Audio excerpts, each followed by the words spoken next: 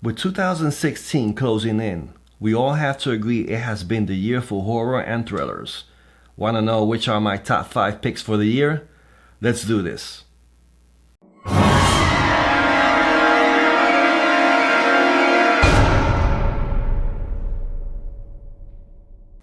As my number 5 film for 2016 would be Ouija or Guiji. I still can't pronounce it.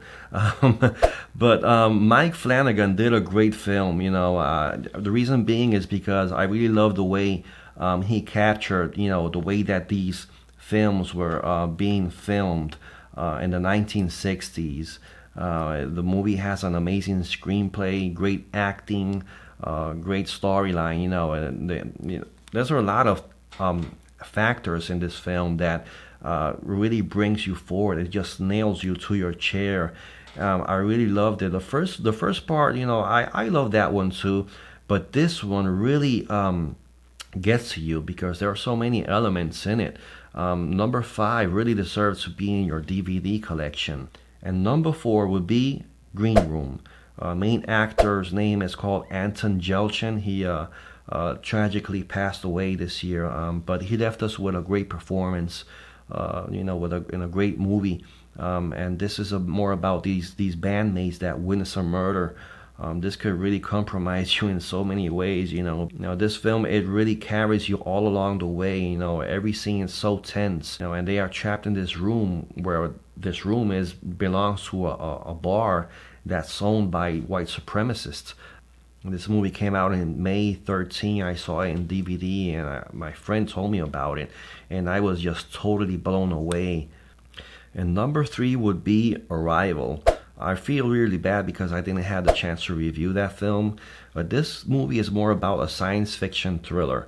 And I remember when I saw this with my kid, he gave me the elbow and said, "Dad, this is awesome." And I said, "Yeah, right." We had a great time. We were experiencing what these characters were, going through. And one thing that I love about this film is that they hired Amy Adams, to portray this character. And I love this movie so much because Amy Adams really knows how to portray characters and push them forward towards you, because she really knows how to put realism in her characters, in such a way that the film comes believable. And Arrival, is more about these aliens that are trying to teach human beings how to communicate. And it was just an awesome film. The filmography, the special effects were not, special effects, there were not so many in it, but they hit right on the nail. It was just what we needed. Number 2, that would be Don't Breathe. This is a film that, no matter what I say, I cannot emphasize how well this was put together. Don't Breathe, I would have to start with the filmography. And I have to say that the director and the cameraman were like this. The filmography, I really love how the camera was panning. I really love how the camera was closing in. The angle shots of this film was just mind-boggling. And when you combine that with a great story, with great acting, it just pushes a movie towards you, and you get closer, and you live the experience. It's just one of those movies that you don't want to blink. It just captures your attention. It's an awesome film. I really recommend this. And before I go to my number 1 pick, I have to go with my dishonorable mentions: the good, the bad, and the ugly. And I'm going to start with the bad and the ugly. When January arrived, I saw this movie called The Forest. When I saw the trailer, I was very pumped because quite some time had passed that I haven't seen something that was, worth it. But I was so pumped, and when I finished watching the movie, I was so disappointed because I really thought that this movie was gonna bring it for me, but it didn't deliver. And no offense, I believe Natalie Dormer is a good actress, and I believe she has potential to portray characters in better films. I really feel that the people behind this movie lost an opportunity to bring a great movie, because it's not every day that you see a film that has to do with a woman searching for her sister in a haunted forest. And they lost that opportunity. I thought that the movie was predictable. The scenes were not so great. The cinematography was not great. There were so many bad elements in this film that it was so disappointing. I just had to, disqualify it for my top picks. So the next movie that I did not like would be Cabin Fever. I don't mind remakes. I don't mind reboots. But this movie was just horrible. The actors, I believe they did their best. The acting was quite decent. But the screenplay in this film was just horrible. I didn't like it at all. So many scenes look so cheap. For example, there was a scene where these two best friends, they're in this shack, and you have this female with this eating flesh bacteria that's all over her, and she asked her best friend to kill her, and he's at first he was no, and then she asked her again, kill me, and he just said okay. It was like nothing. At least they should have put, make him go through this trauma in stages, make a series of jump cuts, but I didn't like this movie at all. I don't recommend it. And now we go with the good. And that would be 31 by Rob Zombie. 31 by Rob Zombie is a great film. I really love how he captured the classic old days of living, hippie style.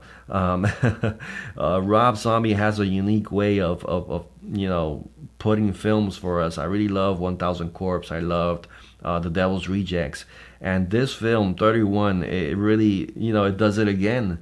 And he did a great job. The cameraman did a great job. There's a scene where you can see the camera panning through these toilet seats, cubicles going sideways. That was an awesome shot right there. The colors of this movie, the acting was pretty good. The reason it did not make my top 5 movies for this year is because it identified the seriousness that my other films have. It was kind of quirky, dorky, but it's not a deal breaker. This is a great film. If you like slashers, you like psychos, this is a film that you're gonna enjoy. The next film is Shut In. I really feel bad because there were so many people bashing this movie, and I feel that this is a decent film. It's not the best, but it's decent and it deserves the credit.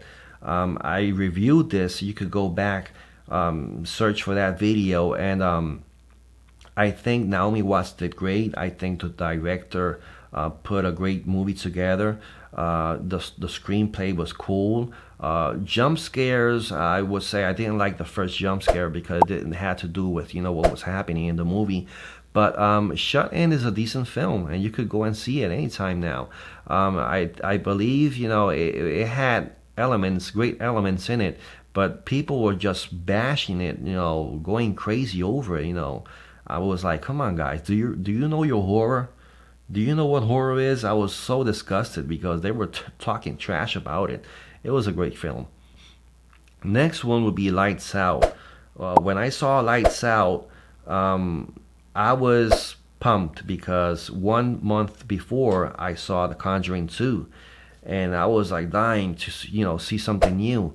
And when Lights Out came out, I was filled with joy and happiness. It was a good story, a decent one. One thing that I did not like about this movie was the ending. I believe that the ending, it was just too abrupt, and that's my view, because the film is a decent film. It really gets you. I think Teresa Palmer, one of the main actors, did great, and that little kid, he did great too. It had a great storyline. It's a movie that you're going to enjoy a lot. Another film would be Cloverfield Lane. This is another science fiction thriller. It's more about this female that she has an accident. That comes out of nowhere, and next thing you know, she's chained by her ankles in this room. And then she discovers that the people that are there, they did that for her own good. But then later on, yet she finds there are sinister purposes for her, and she's trying to escape this guy, portrayed by John Goodman. I think he did great. And she gets to escape him, but the next problem that she is threatened by an alien invasion, and this is where the movie shines. It's an awesome film, awesome movie. It just keeps you right on the edge of your seat. It's an awesome film. You have to see this. If you haven't seen Cloverfield Lane, go and watch it right now. And another movie would be The Witch. The Witch was an awesome movie too.